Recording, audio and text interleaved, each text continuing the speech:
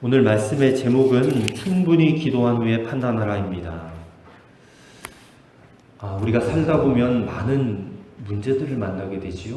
인간관계의 문제, 질병의 문제, 또 물질 문제, 여러 가지 문제들이 있어요. 적지가 않습니다. 근데 그런 문제들을 만날 때 우리에게 있어서 더 큰 문제가 하나 있는데, 그게 뭐냐면 속단하는 겁니다. 속단. 빨리 그냥 판단해버리는 거예요. 여러분, 뭐가 실패고 뭐가 성공이겠습니까? 그것을 절대로 속단해서는 안 됩니다. 무엇이 잘된 일이고 무엇이 안 된 일일까요? 그것 역시도 속단할 수가 없습니다. 근데 많은 경우 대부분의 사람들은 속단합니다. 너무 성급해요. 특별히 하나님을 믿는 우리 믿음의 사람들에게 일어나는 이 여러 가지 문제들의 원인이 무엇일까요? 그냥 우연히 발생하는 일일까요? 우연히?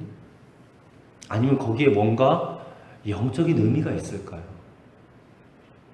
저는 세상 사람들은 잘 모르겠습니다. 그러나 우리 믿음의 사람들에게 일어나는 모든 일에는 영적인 원인이 있다고 생각합니다. 의미가 있어요. 만약에 그것을 우리가 믿는다면 우리에게 일어나고 있는 앞으로 일어날 모든 일들에 대해서 절대 속단하면 안 됩니다. 이게 잘 됐다 안 됐다 성공이다 실패다라고 그냥 아무 생각 없이 눈에 보이는 대로 속단해서는 절대 안 된다 그 말이에요. 잘 되는 것처럼 보이지만 안 되는 일일 수도 있고, 또 안 되는 일인 것처럼 보이지만 잘 되어가고 있는 일일 수도 있는 거예요. 성공한 것 같지만 실패하는 일일 수도 있고, 실패하는 것 같지만 성공하는 일일 수도 있다 그 말입니다. 아무도 몰라요. 그건. 저 창원에 있는 어느 교회에서 주차장 부지를 마련하게 되었는데 마침 큰 땅이 매물로 나왔대요. 근데 그 땅의 가격이 40억 원이라고 합니다.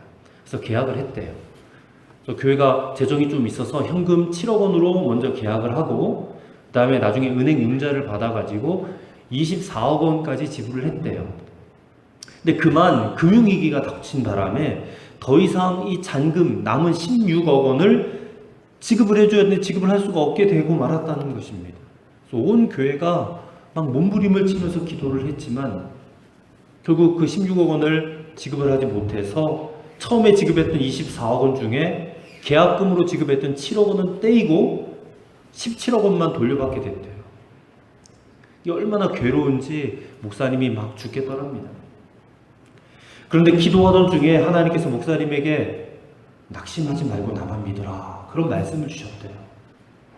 근데 그 말씀을 믿기도 어렵다는 거예요. 그런데 말입니다. 반전이 일어났습니다. 땅 주인이 24억 원을 받아가지고 자기도 급한데 그 돈을 썼대요.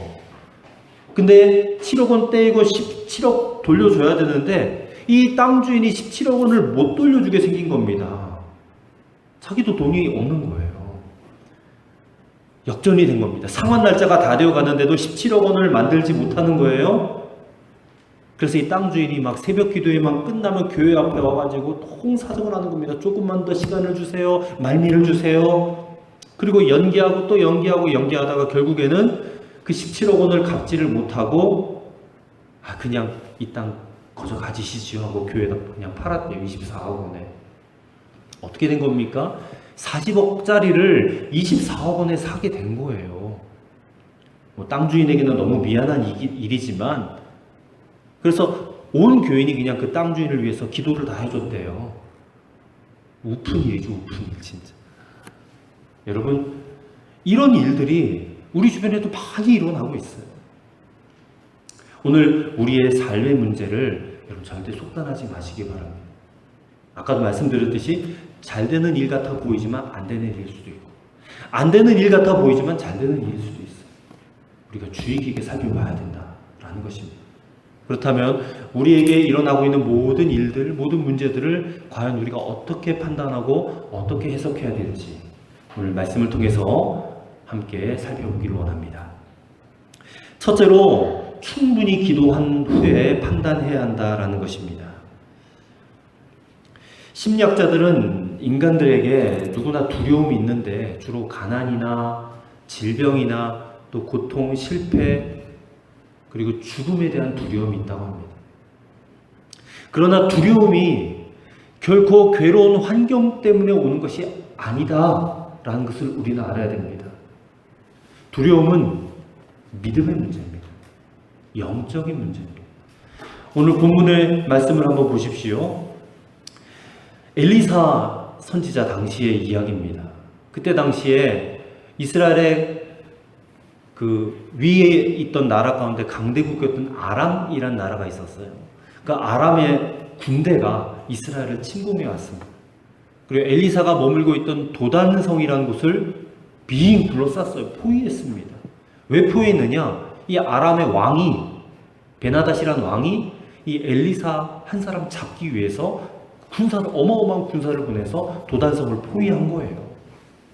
근데 엘리사의 사환이, 종이 집에서 나와서 저 멀리를 보니까 군대가 막 둘러싸였는데 너무너무 무섭고 두려운 겁니다. 그래서 15절 말씀해 보니까 사환이 외칩니다. 내 주여, 어찌하오리까? 우리가 어찌해야 되겠습니까? 그렇게 외치는 사환의 말 속에 두려움과 공포와 절망의 그림자가 드리워져 있는 겁니다. 근데 누가 표적이에요? 엘리사가 지금 표적 아닙니까? 근데 엘리사는 지금 이 문제에 대해서 어떻게 반응하고 있습니까? 전혀 두려워하지 않는 겁니다. 어떻게 그렇게 할 수 있는가? 이게 믿음의 차원이 다르기 때문에 그래요. 엘리사의 종은, 사환은 그저 그 문제를 지금 자기 육신의 눈으로만 보고 속단하고 있는 거예요. 근데 엘리사는 어떤 눈을 가졌느냐? 믿음의 눈을 가지고 그것을 보았습니다. 그래서 엘리사가 지금 사환을 위해서 하나님께 기도해요. 어떻게 기도합니까? 저 종의 눈을 좀 열어달라고. 눈을. 16절 말씀 보십시오. 대답하되 두려워하지 말라. 우리와 함께한 자가 그들과 함께한 자보다 많으니라. 그렇게 말하고 17절에 기도하여 이르되 여호와여 원하건대 그의 눈을 열어서 보게 하옵소서. 사환의 눈을 하나님께서 확 열어주셨어요. 그랬더니 뭐가 보여요? 불말과 불병거가 산에 가득하여서 엘리사를 둘렀더라 그랬습니다. 그것을 봤어요.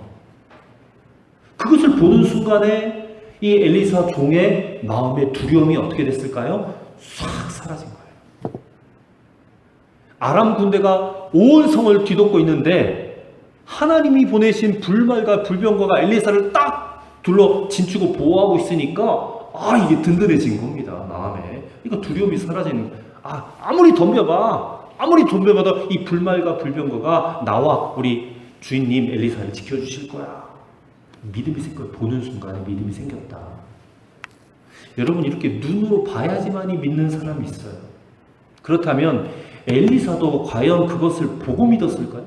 불말과 불병거를 눈으로 직접 보고 믿었을까요? 아닙니다. 엘리사는 불말과 불병거를 굳이 볼 이유가 없었어요. 왜요? 어떤 상황에서, 어떤 순간에서도 하나님께서 나와 함께 하신다라는 것. 그리고 하늘의 저 군대가 저 아람의 군대보다 더 많다라는 것을 이미 믿고 있었기 때문에. 히브리서 11장 1절 말씀에 믿음은 바라는 것들의 실상이요 보지 못하는 것들의 증거라 그랬습니다. 하나님께서 나를 도와주실 것이다 라고 믿어지면 눈으로 보는 것과 똑같아요. 우리가 그것을 믿는 자들 아닙니까? 여러분 가운데 하나님이나 또 우리가 믿는 예수님 눈으로 본 적 있습니까? 아무도 본 사람이, 저도 본 적이 없어요. 그냥 영화나 그림으로만 봤지. 눈으로 실제로 본 적이 한 번도 없어요. 본 적이 없지만 믿어지는 거예요. 계시다. 살아계시다. 함께 하신다. 도와주신다. 그게 믿어지기 때문에 눈으로 본 것과 진배 없다는 겁니다. 똑같다는 거예요. 엘리사는 두려워하고 있는 종에게 16절에 이렇게 말했습니다. 대답하되 두려워하지 말라. 우리와 함께한 자가 그들과 함께한 자보다 많으니라 라고 했을 때 이 사환의 태도가 어떻게 해야 되겠습니까? 그냥 그 말을 그저 받아들이고 믿으면 돼요. 엘리사의 그 말이 하나님의 말씀입니다. 우리와 함께한 자가 저들과 함께한 자보다 훨씬 더 많다. 그 하나님의 말씀을 믿으면 됐어요. 근데 사환은 그 말을 듣고도 믿지 않았어요. 여전히 두려워했어요. 그래서 엘리사가 그의 영적인 눈을 열어달라고 기도한 겁니다. 여러분은 어때요? 앞에서 목사가 하나님이 여러분과 함께 하십니다. 여러분을 도와주십니다. 여러분을 지켜주실 것입니다. 믿으십시오 라고 말했을 때에 여러분 그 말씀 그대로 받아들이고 믿습니까?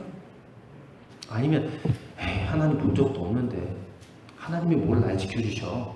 날 어떻게 도와주셔? 한 번도 그런 적도 없었는데 하면서 의심해요? 어떻습니까? 여러분의 믿음은 어떠냐 그 말입니다.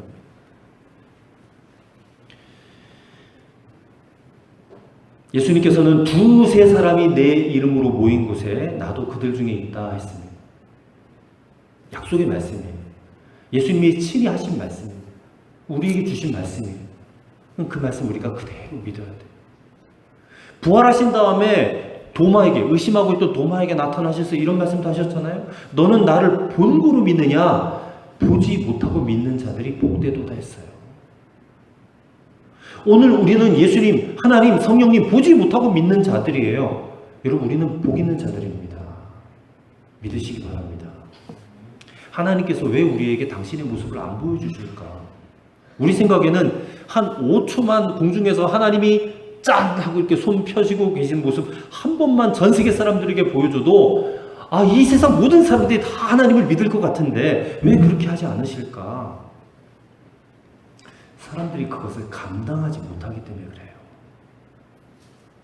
여러분 지금 구름이 끼어서 태양이 안 보이지만 태양을 맨눈으로 볼 수 있어요? 태양 맨눈으로 절대 못 봅니다. 아니 저 태양만 그저 하나님이 만드신 피조물에 불과한데 그 피조물에 불과한 태양조차도 우리가 맨눈으로 보지 못하면서 하나님을 어떻게 보아요? 우리가 하나님 보는 거 감당할 수 있겠습니까? 감당할 수 없어요. 그래서 하나님이 우리에게 믿음으로 하나님을 알게 하시는 겁니다. 믿음으로 하나님을 보게 하시는 겁니다. 여러분 믿으면 본 것과 똑같아요.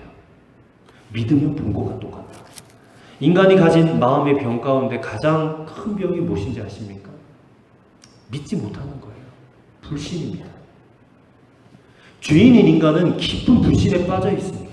하나님도 못 믿고 내 주변에 있는 이웃들, 동료들, 사람들도 못 믿고 우리의 미래도 못 믿어요. 믿지 못하니까 자꾸 고통스러운 겁니다.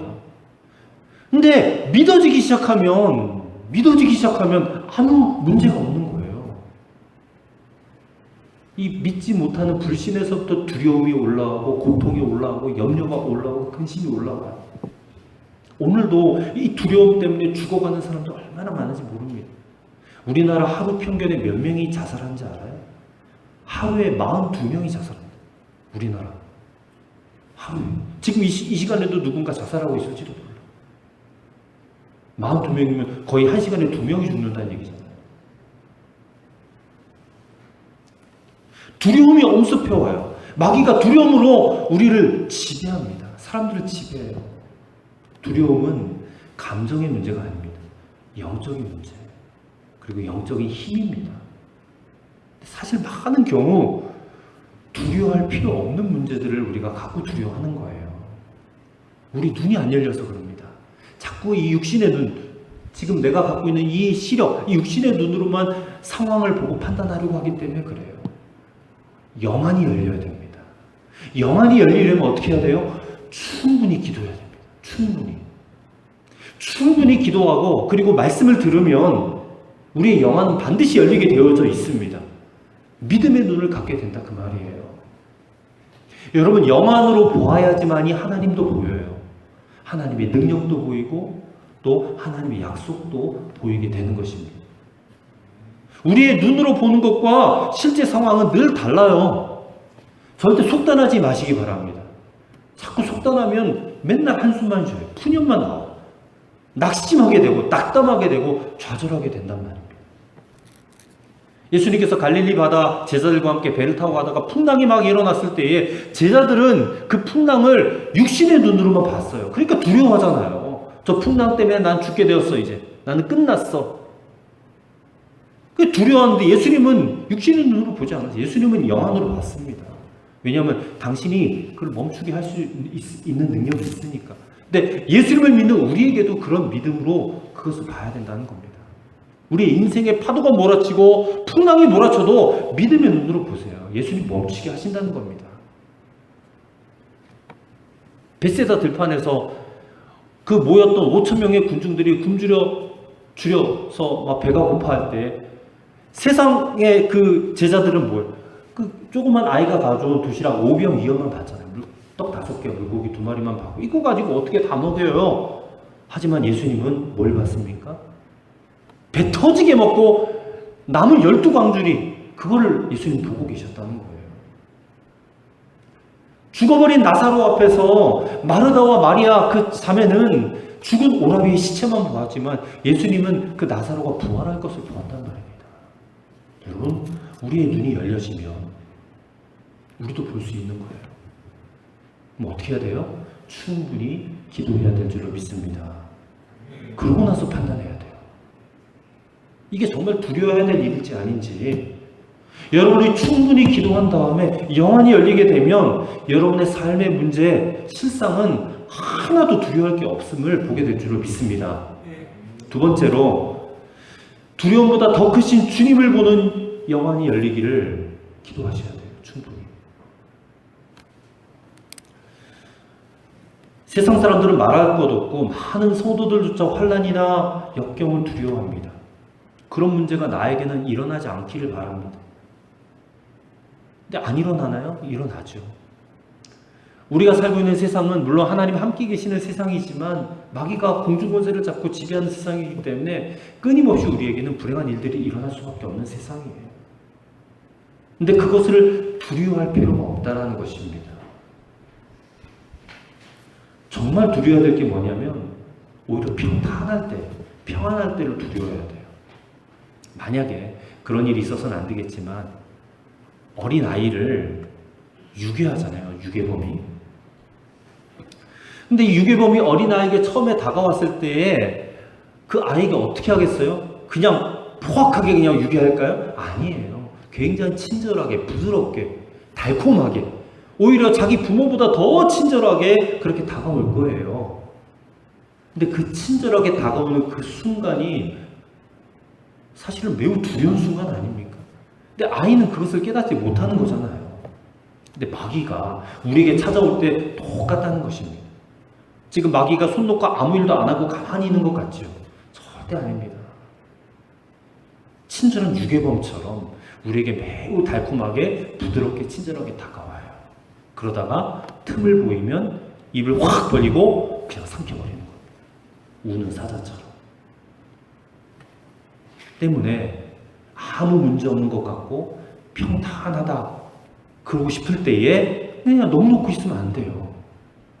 이게 육적인 눈으로는 우리가 보지 못하지만 영적인 위험이 늘 우리 주변에 도사리고 있습니다. 그것을 경계하고 있어야 돼요. 평안할 때. 오늘날 성도들 역시 세상 사람들처럼 돈 많으면 행복하고 돈 없으면 불행하다 여겨요. 마음 먹은 대로 일이 이루어지면 성공이고 마음 먹은 대로 일이 되지 않으면 실패라고 여겨요. 근데 그렇게 생각해서는 하나님의 인도를 받을 수가 없습니다. 어느 목사님 딸이 대학에 합격했대요. 이 딸이 이제 고3 생활하면서 입시를 이제 부모가 뒷바라지 했는데 크게 회개할 것이 있었다고 했습니다. 뭘 회개했느냐? 입시 뒷바라지만 하느라고 이 딸아이의 신앙교육을 제대로 시키지 못했구나. 그걸 깨닫고 깊이 회개했습니다. 딸이 입시를 치르면서 순간순간 일이 잘 풀리지 않아서 하나님을 원망하고 낙심하고 좌절이 크더래요. 입시를 치르면서 이 딸 아이로 하여금 하나님을 바라보게 하는 믿음의 훈련을 시키지 못하였구나. 깊이 회개하셨다는 것입니다. 오늘날 수험생을 둔 많은 신앙의 부모들이 아이들 공부시키는 것보다 신앙을 더 우선순위에 놓느냐? 절대 그러지 않아요. 신방을 해보니까 공부가 우선이에요.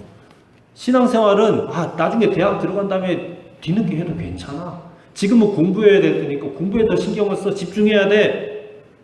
우선순위가 신앙이 아니라 공부에 가 있다 그 말이에요. 그럼 이게 두려운 일입니다. 어느 집사님은 예배드리러 갈 때는 몸이 막 천근만근해요. 일어나기가 너무 힘든데 여행 가고 놀고 쇼핑하고 먹고 노는 일에는 막 몸이 솜털처럼 가벼워진대요. 아침까지 몸이 무거워서 들어누워 있다가 누가 쇼핑하자 밥 먹자 전화 오면 막 용수철처럼 벌떡 일어나게 된다는 것입니다. 이게 뭘 말해주는 거예요? 아브라함의 조카 롯이 소알 땅에 갈 때에 기도하고 갔습니까? 아니에요. 그냥 갔어요. 눈에 보기에 좋은 대로 넓은 땅이고 목초지가 풍성하고 물이 넉넉한 것 그것만 보고 그냥 갔어요. 그는 기도하지 않았습니다. 그냥 속단하고 그냥 갔어요. 기도하지 않으니까 그 땅이 눈에 보이는 대로만 보았지 영적으로는 얼마나 위험한 땅인지는 알지 못했습니다. 결국 어떻게 됐어요? 소돔과 고모라의 유황불이 막 떨어지니까 그냥 모든 재산, 그동안 벌어놨던, 그동안 이렇게 모아놨던 모든 재산 다 날려버리고 다 잃어버렸잖아요. 아내도 소금 기둥이 되어버리고 죽어버리고 말았어요. 자기가 모아놨던 거 다 잃어버렸다는 겁니다.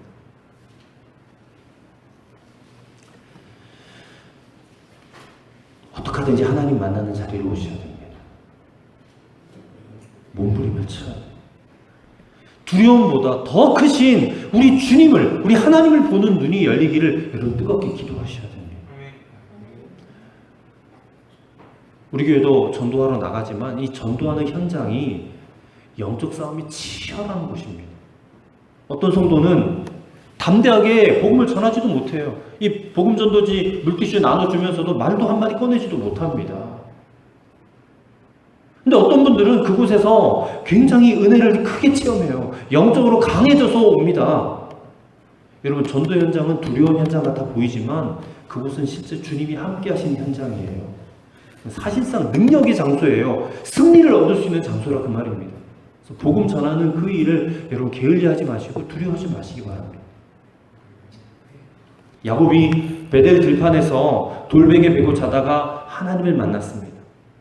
하나님 만나니까 어때요? 두려움이 사라지는 겁니다. 하나님 만났기 때문에. 야곱이 형 에서를 만나기 전에 죽을까봐 두려움에 사무쳤어요. 근데 그 야복 강가에서 하나님 만나고도 두려움이 사라졌습니다. 형 에서에게로 나아갈 담대함이 생겼다 그 말입니다. 하나님을 만나는 곳이면 그곳이 어디든지 어떤 상황, 어떤 형편, 어떤 처지든지 간에 두려움은 사라지게 되는 줄을 믿습니다. 우리에게 능력이 생기는 거예요. 오늘 우리가 예배드리는 이 빛의 교회가 여러분의 베델 되기 원하고 여러분의 약복강이 되기를 간절히 축원합니다. 하나님을 만나는 곳이 되어야 됩니다. 여러분 마음 가운데 두려움은 사라지고 담대함이 생기게 될 줄로 믿습니다. 그래서 여러분의 생각과 판단도 달라지게 될 줄로 믿습니다. 은혜가 충만하게 될 줄로 믿습니다. 충분히 기도하고 난 다음에 판단하시기 바랍니다. 뜨겁게 소리내어 기도한 다음에 여러분 결정하시기를 바랍니다. 끝으로 두려움의 영을 내쫓아야 된다는 거죠. 내쫓아야 된다. 출애굽기 14장 13절과 14절의 말씀을 보면 모세가 백성에게 이르되 너희는 두려워하지 말고 가만히 서서 여호와께서 오늘 너희를 위하여 행하시는 구원을 보라. 너희가 오늘 본 애굽 사람을 영원히 다시 보지 아니하리라. 여호와께서 너희를 위하여 싸우시리니 너희는 가만히 있을지니라 했습니다. 홍해 앞에 두고 뒤에는 애굽 군사가 막 몰려 완전 사면 초과잖아요. 그때 모세가 백성들에게 한 말이에요. 너희는 가만히 있어. 여호와의 구원하심을 보라. 홍해가 쫙 갈라지잖아요. 그리고 거기로 다 이스라엘 백성이 지나가고 난 다음에 애굽 군대가 쫓아 들어오니까 홍해가 다시 확 덮였잖아요. 그래서 모든 애굽의 군사들이 다 전멸했잖아요. 여러분, 두려움은 성령의 역사를 회방합니다. 그래서 무엇보다 우리 마음에서 두려움의 영이 내쫓겨야 돼요. 어떻게 두려움의 영을 내어줄 수 있을까? 또 신비하고 막 기묘한 방법이 있을 것 같지만 아닙니다.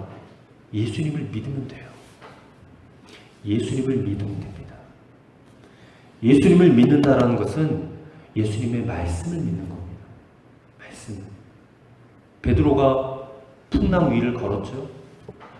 그러다가 파도와 바람이 이렇게 이는 것을 보고 두려움에 사로잡혔습니다. 그때 어떻게 됐어요? 물에 빠졌습니다. 예수님께 책망을 받았습니다. 믿음이 작은 자여, 왜 의심하였느냐? 왜 말씀을 의심하느냐는 거예요. 말씀을 의심하느냐? 그랬던 베드로가 나중에 성령을 충만히 받고 나서 어떻게 된지 아세요? 복음을 전하다가 감옥에 갇혔습니다. 감옥에 갇혀서 당장 내일이면 목이 달아나게 생겼어요. 언제 죽을지 몰라요. 그런데 그 절체절명의 순간에 천사가 베드로를 풀어주려고 왔다가 이 베드로가 코를 골고 자는 거예요. 코를 골고. 근데 아무리 깨워도 안 일어나는 거예요. 옆구리를 발로 뻥 걷어차가지고 겨우 깨워서 내보냈다니까요. 그럴 정도로 베드로가 이 믿음이 충만해졌어요. 당장 내일이면 죽을지도 모르는데 혼이 잠들어 있는 베드로의 믿음이 달라졌다는 것입니다. 어느 집에 딸아이가 아빠한테 재밌는 이야기를 해준대요. 그래서 해보라고 그랬더니 사오정 이야기를 하는 겁니다. 사오정 이야기 여러분 알아요? 사오정이 중국집에 갔대요. 손오공하고. 근데 사오정이 손오공에 뭐 먹을래? 그랬답니다. 그랬더니 손오공이 짜장면 먹을 거야. 그랬더니 사오정이 시킵니다. 그래, 좋아. 여보세요? 여기 짬뽕 주세요. 그랬다는 거. 사오정이 말하는 그 말을 잘 못 알아들어서 사오정 이런 표현을 쓰잖아요. 근데 이 사오정 시리즈가 유행하던 어느 날에 한 군인이 이런 글을 썼답니다. 사오정 같은 하나님. 한번 들어보세요. 군인이 썼습니다. 나는 군대에 와서 하나님의 또 하나의 모습을 발견했습니다. 난 이제 하나님 싫어. 아니 지겨워. 내 마음대로 살 거야. 그랬더니 하나님 말씀하시기를 그래 나도 너를 사랑한단다 하시는 것입니다. 난 더 이상 하나님을 못 믿겠어. 정말. 그랬더니 하나님은 그래 나도 너를 믿어. 앞으로 영원히 너를 믿을 거야 하시지 않겠습니까? 내가 하나님 저는 구제불능의 죄인이에요. 나는 왜 이 모양이죠? 저는 제가 미워 죽겠어요. 그랬더니 하나님께서 그래 그렇지. 넌 정말 사랑스러워. 너는 의로운 내 아들이야. 아 그러시는 것 아닙니까? 이런 사오정 같은 하나님 처음에는 너무 답답했지만 이제는 너무 좋습니다. 하나님이 사오정같이 느껴지는 것. 우리 하나님 앞에 불평 많이 할 수 있어요. 하나님 앞에 원망 많이 할 수 있고 자기 푸념 많이 할 수 있습니다. 그러나 하나님은 여전히 우리에게 이렇게 말씀하세요. 나는 그래도 너를 사랑해. 나는 그래도 너를 믿어. 너는 정말 사랑스러운 내 아들이야. 내 자녀야. 내 딸이야. 그렇게 말씀해 주신다니까요. 왜 그렇게 말씀하시는지 아십니까? 우리의 허물과 우리의 죄를 다 지켜보고 계시면서도 하나님은 끊임없이 우리를 사랑한다고 말씀하신 이유가 무엇이에요? 예수님의 십자가 때문에 그렇습니다. 십자가 때문에. 저 십자가가 우리의 모든 죄와 허물을 다 덮어버렸기 때문에 하나님은 우리를 보실 때에 우리를 사랑의 눈으로 보실 수밖에 없는 거예요. 여러분 그것을 믿으시기 바랍니다. 하나님 우리를 사랑하실 수밖에 없는 분이세요. 이 말씀이 정말 여러분 믿어지셔야 돼요. 말씀이 믿어지기 시작하면 여러분 두려움은 사라지는 것입니다. 말씀이 안 믿어지니까 자꾸 두려운 거예요. 염려가 되는 거예요. 근심이 되는 거예요. 그러나 여러분 이 말씀을 여러분 정말 믿으셔야 돼요. 하나님은 나를 사랑하신다. 절대 나를 버리지 아니하신다. 예수님을 통해서 우리를 구원해 주셨는데 하나님이 왜 우리를 버리세요? 왜 우리를 그냥 외면하시겠습니까? 절대 그럴 일이 없습니다. 근데 우리가 그 하나님의 말씀을 믿지 못하는 거예요. 자꾸 그래서 두려워하는 겁니다. 근데 정말 하나님 믿기 시작하면 그동안 그렇게 두렵게 보이던 수많은 문제들이요 정말 하나도 두렵지 않게 보이게 될 줄로 믿습니다. 십자가 때문에 하나님의 사랑받는 자가 됐어요. 그래서 우리는 예수님의 그 십자가 외에는 자랑할 게 없어요. 여러분 뭘 자랑하겠습니까? 여러분 학벌을 자랑하겠어요? 외모를 자랑하겠어요? 여러분이 뭐 이렇게 특기가 있어요? 그거 자랑하겠습니까? 여러분 그런 거 하나도 자랑할 필요 없어요. 내 똑똑한 머리 자랑할 거예요? 자랑하지 마세요. 자랑할 거 아닙니다. 우리의 자랑은 오직 십자가뿐이에요. 사도 바울이 고백했잖아요. 그러나 내게는 우리 주 예수 그리스도 십자가 외에는 결코 자랑할 것이 없으니. 바울만큼 자랑할 게 많은 사람이 어디 있었습니까? 바울은 엄청난 사람이에요. 천재 중에 천재입니다. 굉장히 똑똑한 사람이고 지혜로운 사람이고, 그리고 존경받는 랍비 선생님, 스승이고, 대단한 가문의 출신이에요. 뭐 하나 꿀리는 게 없어요, 세상적으로 봤을 때. 근데 그런 거 하나도 그냥 자랑하지 않고 나는 오직 예수 그리스도의 십자가만 자랑하겠다. 그게 가장 고상한 일이니까 오늘 우리의 자랑도 오직 십자가가 되어지기를 바랍니다. 우리가 기도할 때 하나님, 나 죽게 되었어요. 나 좀 도와주세요. 나 좀 살려주세요. 여러분 이렇게 기도하지 마세요. 이제는 하나님께 이렇게 기도해요. 하나님, 이제 저 세상의 그 어떤 문제보다 훨씬 더 크신 주님, 두려움보다 훨씬 더 크신 저 주님, 그 주님을 바라보는 영안이 열리게 해 주옵소서. 그렇게 기도하시는 여러분 되시길 바랍니다. 엘리사처럼 기도하세요. 불말과 불병과가 가득히 둘러싸고 있는 하나님의 그 임재가 믿어지게 해달라고 기도하세요. 여러분 그게 믿어지기 시작하면 여러분 그곳이 어디든지 어떤 상황이든지 두려움은 사라지게 되는 것입니다. 그리고 여러분에게 능력이 생기는 거예요. 영적으로 강해지게 되는 거예요. 그러면 두려움의 영이 어쩌지 못해요. 그냥 도망치게 되는 겁니다. 오늘 이 한 시간 예배 드리면서 하나님 꼭 만나겠다는 결단과 각오로 기도하시는 그런 여러분 되시기를 바랍니다. 오늘 그렇게 우리가 기도하고 예배하는 오늘 저와 여러분 되시기를 주의 이름으로 간절히 축원합니다. 기도하겠습니다. 하나님, 내 영이 지금 주님을 더욱 알기 원합니다. 그리고 주님 그 사랑과 은혜로 내 심령에 채워주시기 원합니다. 우리의 눈을 열어주옵소서. 두려움보다 훨씬 더 크고 강하신 주님을 바라보게 하여 주시옵소서. 성령 충만을 받게 하여 주옵소서. 기도를 충분히 하며 우리의 영혼이 활짝 열려져서 이제는 어떤 문제도 두려워하지 않고 담대하게 믿음으로 나아가 승리하는 그리스도인들이 되게 하여 주시옵소서. 예수 그리스도 이름으로 기도하옵나이다. 아멘.